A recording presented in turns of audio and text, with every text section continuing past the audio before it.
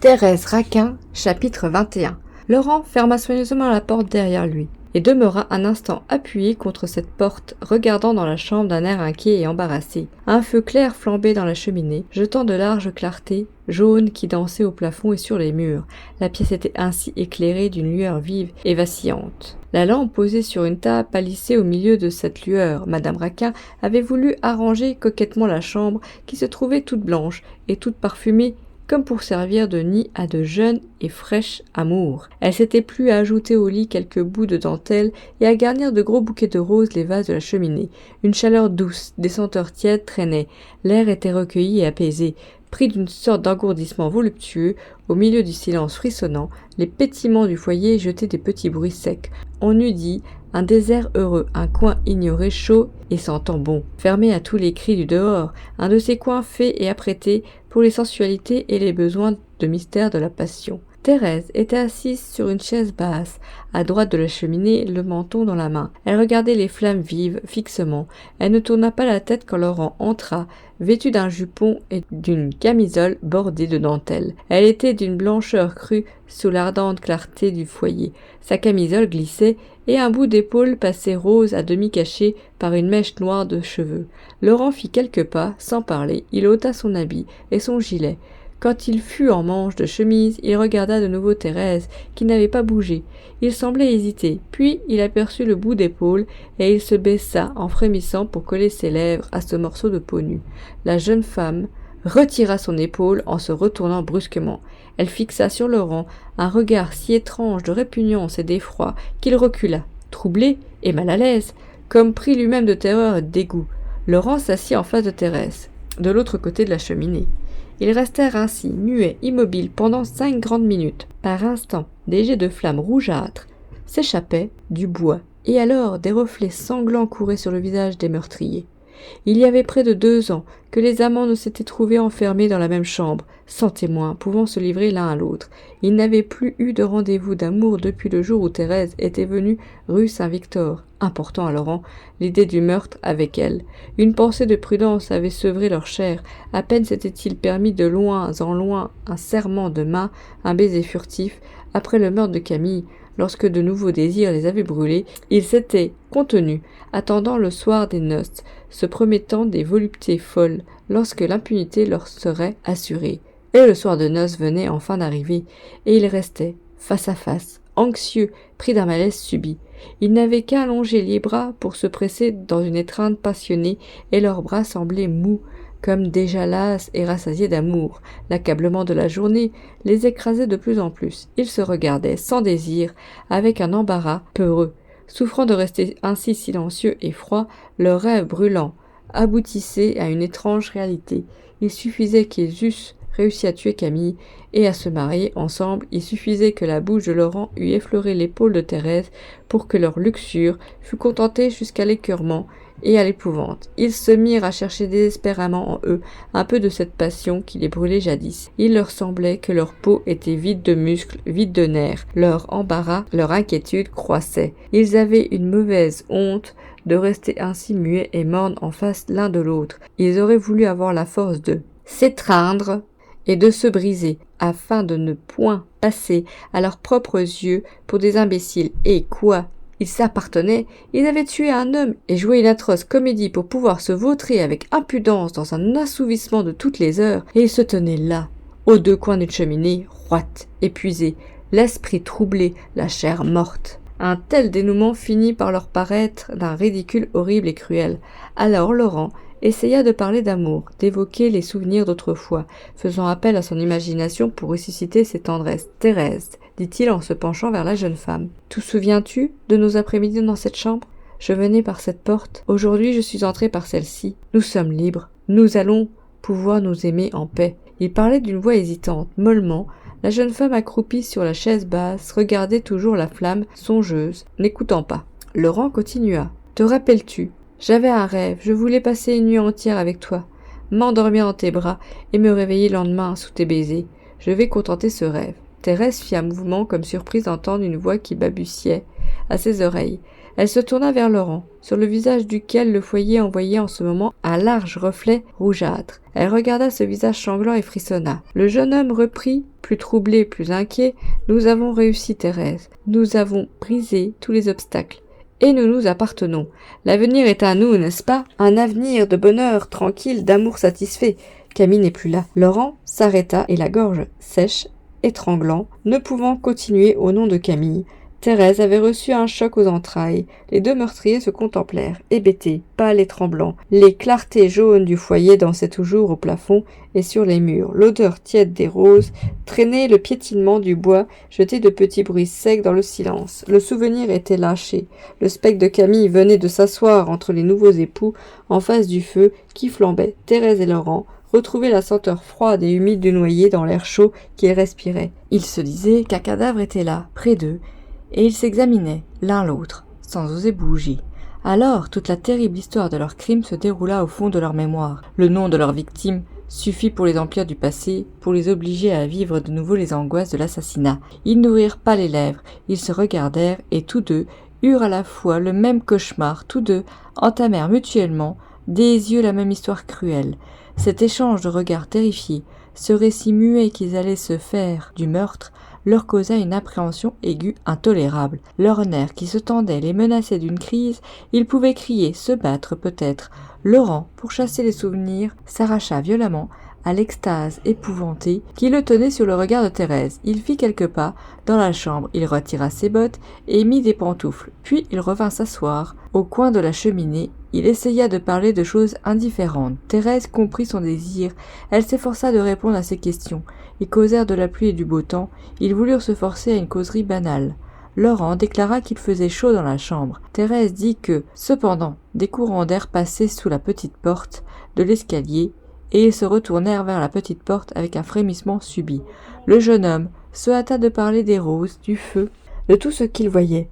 La jeune femme faisait effort, trouvait des monosyllabes pour ne pas laisser tomber la conversation. Ils s'étaient reculés l'un de l'autre, ils prenaient des airs dégagés, ils tâchaient d'oublier qui ils étaient et se traitaient comme des étrangers qu'un hasard quelconque aurait mis face à face. Et malgré eux, par un étrange phénomène, tandis qu'ils prononçaient des mots vides, ils devinaient mutuellement les pensées qu'ils cachaient sous la banalité de leurs paroles. Ils songeaient invisiblement à Camille, leurs yeux se continuaient le récit du passé, ils tenaient toujours du regard une conversation suivie et muette, sous leur conversation à haute voix, qui se traînait au hasard. Les mots qu'ils jetaient çà et là ne signifiaient rien, ne se liaient pas entre eux, se démentaient. Tout leur être s'employait à l'échange silencieux de leurs souvenirs épouvantés. Lorsque Laurent parlait des roses et du feu, d'une chose ou d'une autre, Thérèse entendait parfaitement qu'il lui rappelait la lutte dans la barque, la chute sourde de Camille, et lorsque Thérèse répondait un oui ou un non à une question insignifiante, Laurent comprenait qu'elle disait souvenir ou ne pas se souvenir d'un détail du crime. Il causait ainsi à cœur ouvert, sans avoir besoin de mots, parlant d'autre chose, n'ayant d'ailleurs pas conscience des paroles qu'ils prononçaient, ils suivaient leurs pensées secrètes. Phrase à phrase, ils auraient pu brusquement continuer leur confidence à voix haute, sans cesser de se comprendre. Cette sorte de divination, cet entêtement de leur mémoire à leur présenter sans cesse l'image de Camille, les affolait peu à peu. Ils voyaient bien qu'ils se devinaient, et que s'ils ne se taisaient pas, les mots allaient monter d'eux-mêmes à leur bouche, nommer le loyer, décrire l'assassinat. Alors, ils serrèrent fortement les lèvres, ils cessèrent leur causerie, et dans le silence accablant qui se fit, les deux meurtriers s'entretinrent encore de leurs victimes. Il leur sembla que leurs regards pénétraient mutuellement leur chair et enfonçaient en eux des phrases nettes et aiguës. Par moments, ils croyaient s'entendre parler à voix haute. Leur sens se faussait, la vue devenait une sorte d'ouïe étrange et délicate. Ils lisaient si nettement leurs pensées sur leur visage que ces pensées prenaient un son étrange, éclatant, qui se secouait tout leur organisme. Ils ne se seraient pas mieux entendus s'ils étaient criés d'une voix déchirante « Nous avons tué Camille et son cadavre est là étendu entre nous, glaçant nos membres. » Et les terribles confidences allaient toujours plus visibles, plus retentissantes. Dans l'air calme et moite de la chambre, Laurent et Thérèse avaient commencé le récit muet au jour de leur première entrevue dans la boutique. Puis les souvenirs étaient venus un à un, en ordre. Il s'était compté les heures de volupté, les moments d'hésitation et de colère. Le terrible instant du meurtre, c'est alors qu'ils avaient serré les lèvres, cessant de causer de ceci et de cela par crainte de nommer tout un coup Camille sans le vouloir, et leurs pensées, ne s'arrêtant pas, les avaient promenés ensuite dans les angoisses, dans l'attente peureuse qui avait suivi l'assassinat. Ils arrivèrent ainsi à songer au cadavre du noyé étalé sur une dalle de la morgue. Laurent, dans un regard, dit toute son épouvante à Thérèse, et Thérèse, poussée à bout, obligée par une main de fer de desserrer les lèvres, continua brusquement la conversation à voix haute. « Tu l'as vu à la morgue ?» demanda-t-elle à Laurent, sans nommer Camille. Laurent paraissait s'attendre à cette question. Il la lisait depuis un moment sur le visage blanc de la jeune femme. « Oui !» répondit-il d'une voix étranglée. Les meurtriers eurent un frisson. Ils se rapprochèrent du feu. Ils étendirent leurs mains devant la flamme, comme si un souffle glacé eût subitement passé dans la chambre chaude. Ils gardèrent un instant le silence, pelottés, accroupis, puis Thérèse reprit sourdement. Paraissait-il avoir beaucoup souffert ? Laurent ne put répondre. Il fit un geste d'effroi, comme pour écarter une vision ignoble. Il se leva, alla vers le lit, et revint avec violence, les bras ouverts, s'avançant vers Thérèse. « Embrasse-moi, lui dit-il, en tendant le cou. Thérèse s'était levée toute pâle, dans sa toilette de nuit. Elle se renversait à demi, le coude posé sur le marbre de la cheminée. Elle regarda le cou de Laurent. Sur la blancheur de la peau, elle venait d'apercevoir une tache rose. Le flot de sang qui montait agrandit cette tache qui devint d'un rouge ardent. « Embrasse-moi, embrasse-moi » répétait Laurent, le visage et le cou en feu. La jeune femme renversa la tête davantage pour éviter un baiser, et appuyant le bout de son doigt sur la morsure de Camille, elle demanda à son mari « Qu'as-tu là ? Je ne te connaissais pas cette blessure ?» Il sembla à Laurent que le doigt de Thérèse eût troué la gorge. Au contact de ce doigt, il eut un brusque mouvement de recul en poussant un léger cri de douleur. « Ça, dit-il en balbutiant. Ça !» Il hésita, mais il ne put mentir, il dit la vérité malgré lui. « C'est Camille qui m'a mordu, tu sais, dans la barque. » « Ce n'est rien, c'est Gary. Embrasse-moi, embrasse-moi !» Et le misérable tendait son cou qui le brûlait. Il désirait que Thérèse le baisât sur la cicatrice. Il comptait que le baiser de cette femme apaiserait les 1000 piqûres qui lui déchiraient la chair. Le menton levé, le cou en avant, il s'offrait. Thérèse, presque couchée sur le marbre de la cheminée, fit un geste de suprême dégoût et s'écria d'une voix suppliante. « Oh non, pas là, il y a du sang !» Elle retomba sur la chaise basse, frémissante, le front entre les mains. Laurent resta stupide. Il abaissa le menton, il regarda vaguement Thérèse, puis, tout d'un coup, avec une étreinte de bête fauve, il lui prit la tête dans ses larges mains, et de force lui appliqua les lèvres sur son cou. Sur la morsure de Camille, il garda. Il écrasa un instant cette tête de femme contre sa peau. Thérèse s'était abandonnée, elle poussait des plaintes sourdes. Elle étouffait sur le cou de Laurent quand elle se fut dégagée de ses doigts. Elle s'essuya violemment la bouche, elle cracha dans le foyer, elle n'avait pas prononcé une parole. Laurent, honteux de sa brutalité, se mit à marcher lentement, allant du lit à la fenêtre. La souffrance seule, l'horrible cuisson, lui avait fait exiger un baiser de Thérèse, et, quand les lèvres de Thérèse s'étaient trouvées froides sur la cicatrice brûlante, il avait souffert davantage. Ce baiser obtenu par la violence venait de le briser. Pour rien au monde, il n'aurait voulu en recevoir un second, tant le choc avait été douloureux. Et il regardait la femme avec laquelle il devait vivre, et qui frissonnait, pliée devant le feu, lui tournant le dos. Il se répétait qu'il n'aimait plus cette femme, et que cette femme ne l'aimait plus.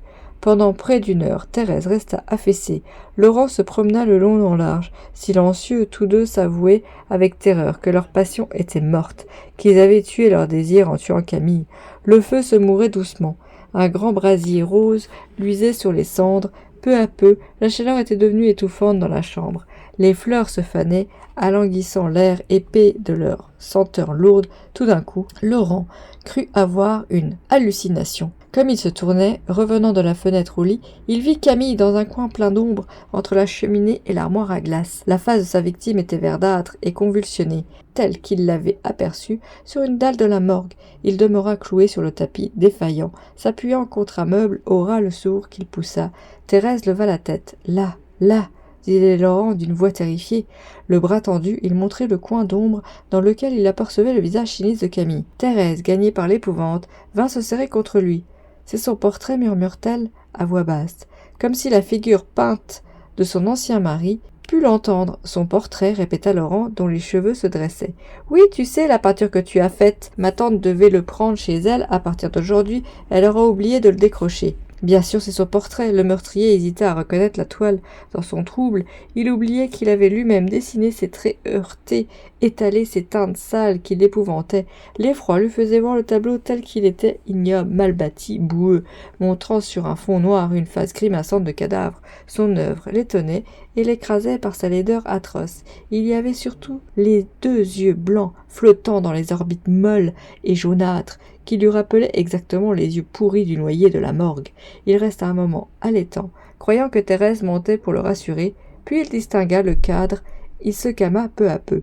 « Va le décrocher, dit-il, tout bas à la jeune femme. « Oh non, j'ai peur, répondit celle-ci avec un frisson. Laurent se remit à trembler. Par instants, le cadre disparaissait, il ne voyait plus que les 2 yeux blancs qui se fixaient sur lui longuement. « Je t'en prie, reprit-il en suppliant sa compagne, va le décrocher. Non, non, nous le tournerons contre le mur, nous n'aurons plus peur. Non, je ne puis pas. Le meurtrier, lâche et humble, poussait la jeune femme vers la toile, se cachait derrière elle pour se dérober au regard du noyé. Elle s'échappa et il voulut payer d'audace, il s'approcha du tableau, levant la main, cherchant le clou, mais le portrait eut un regard si écrasant, si ignoble, si long que Laurent, après avoir voulu lutter de fixité avec lui, fut vaincu et recula accablé en murmurant « Non, tu as raison Thérèse, nous ne pouvons pas.